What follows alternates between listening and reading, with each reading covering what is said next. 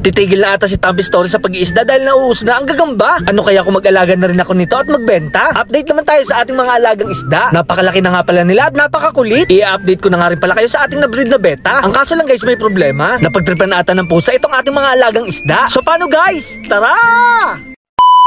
Kaya naman isang araw maglilinis nga pala ako ng ating aquarium. Halos isang buwan na rin kasi simula nung nagpalit tayo ng tubig. Nabawasan ko na nga pala ng tubig to kaya nakatagilid sila lumangoy. Kailangan pala natin ng malaking planggana. At syempre kailangan natin maglagay ng tubig. Hindi rin natin gaanong pupunuin baka magtalunan ng mga isda dito. Eto nga pala yung albino Oscar na binigay sa atin ni TRC. Napakabilis nga pala nitong lumaki at tumitingkad na ang kanyang kulay. Eto naman yung tiger Oscar natin na long pin. Nabili nga pala natin to sa Silang Cavite. Ito nga pala yung mag-iisang taon na sa atin at eto na ang kanyang sukat. Medyo nakakalibang talaga kapag naglilinis ng aquarium. Parang kailan lang kasi ay konti pa ang ating mga alaga. Bago nga pala sila magsama-sama, meron silang kanya-kanyang kwento. Ito nga palang Tiger Oscar na to ay binigay sa atin ng ating followers. 2 piraso nga pala yun at yung isa ay nakainoknok paputok. Ito naman yung pinakauna nating Tiger Oscar fish. Nabili ko nga pala to kay Tisoy Fish Farm yung maliit pa siya. Habang ito namang ating Copper Oscar ay nabili natin kay Catalan Aquatic. Ito namang ating Tin Foil ay nabili natin sa ibang pet shop. Kung mapapansin nyo nga ay mukha siyang bangus. Ito nga rin pala ay napakalikot at sobrang bilis gumalaw. Naisip ko nga na iprito na lang to at iihaw.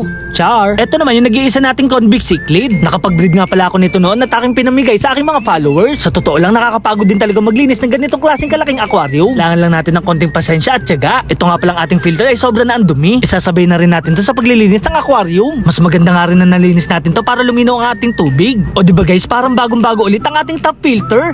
Char. Sa mga nagtatanong kung ilang galon ba tong ating aquarium, ang sagot ay hindi ko rin alam. Basta ang nalalaman ko dito ay pwede siyang lagyan ng isda.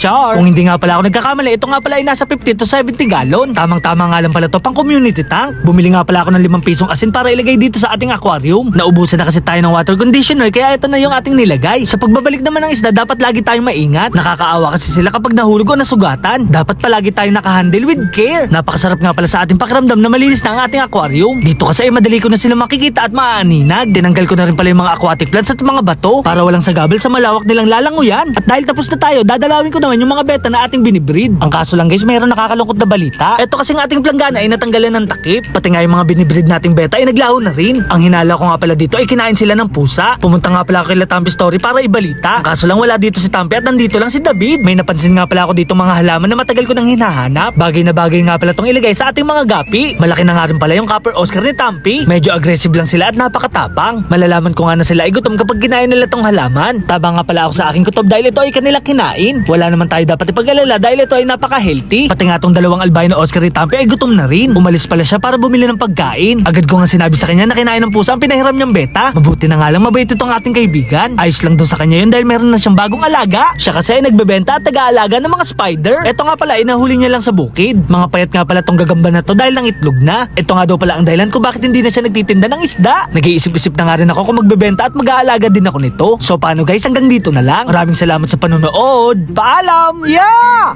Guys, may nalaman na naman akong bagong laro na sigurado makakapag-cash out din kayo katulad ko. Ito nga pala ang PH Taya. Dito nga ay maglalaro tayo ulit ng Super Ace. So guys, ito yung balance natin, nasa 12,000 pesos. So maglalaro tayo para pumaldo pa. So guys, tataya nga pala ako ng 200. Ayan guys, 200 nga pa yung tinaya natin. So let's go, let's go. Ayan guys, 200. 200. Uy, scatter agad. Uy, sayang.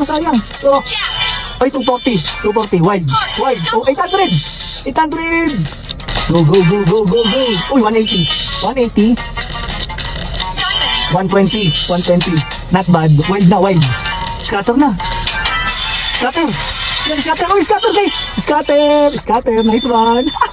Scatter guys. So guys, dito sa scatter meron tayong 10 spin. Uy, 240. 160. 400. Not bad. Uy, 320 guys, oh. 320, diretso lang. 120. 400. Magkano? 121517. Uy, panalo tayo ng 1,860 guys. So ano pang hinahantay nyo guys? Maglaro na kayo ng PH Taya. So ano pang hinahantay nyo guys? Mag-register na kayo at mag-login everyday para makakuha ng bonus every 3 PM. Every Sunday naman ay makakakuha ka dito ng 500 pesos bonus. Makikidownload na ng application ng PH Taya at makakakuha ka ng 188 free ampaw.